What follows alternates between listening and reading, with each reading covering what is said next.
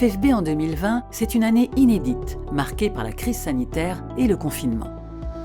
Empêchés de travailler pendant près de 3 semaines, les artisans et entrepreneurs ont pu reprendre l'activité grâce aux actions de la FFB et notamment la mise à disposition du guide de préconisation sanitaire de l'OPP-BTP. Avec son réseau, la FFB a répondu à plus de 10 000 consultations chaque jour et fourni toutes les informations utiles à ses adhérents. Cette période a révélé plus que jamais la force d'un réseau de proximité. En septembre, la FFB s'est réjouie de trouver le bâtiment à sa juste place dans le plan de relance du gouvernement avec l'ouverture confirmée de MaPrimeRénov' à l'ensemble des ménages, aux bailleurs privés et aux copropriétés. Mais la fédération a dû mobiliser son réseau pour que la construction neuve ne soit pas oubliée. Résultat, mi-novembre, les parlementaires prolongent le PTZ jusqu'à fin 2022 sur tout le territoire et le Pinel jusqu'à fin 2024, avec une dégressivité à partir de 2023. Une bonne nouvelle pour le secteur, pour l'activité, pour l'emploi et pour le logement des ménages.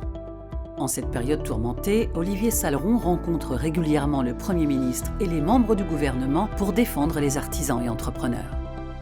Quand le gouvernement annonce la RE 2020, la FFB sait faire entendre sa voix, car un tel bouleversement implique du temps d'adaptation.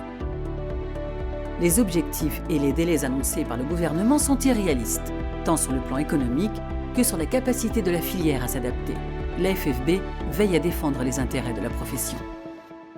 La FFB en 2020, c'est aussi évidemment l'élection d'Olivier Salleron.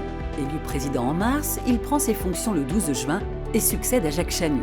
Le nouveau président est déterminé à préparer le futur de la profession.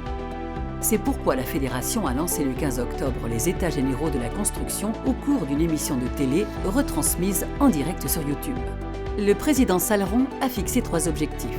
Répondre aux grands enjeux du XXIe siècle, construire une vision du futur pour le secteur et créer une dynamique de filière avec l'ensemble des acteurs.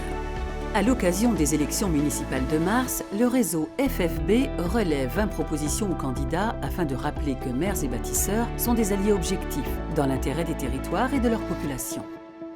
2020, c'est aussi le rétablissement du droit d'opposition majoritaire de la FFB. Après une bataille de près de 3 ans, le Conseil d'État confirme sa qualité de première organisation représentative des employeurs du bâtiment. C'est un grand succès pour tout le réseau de la fédération.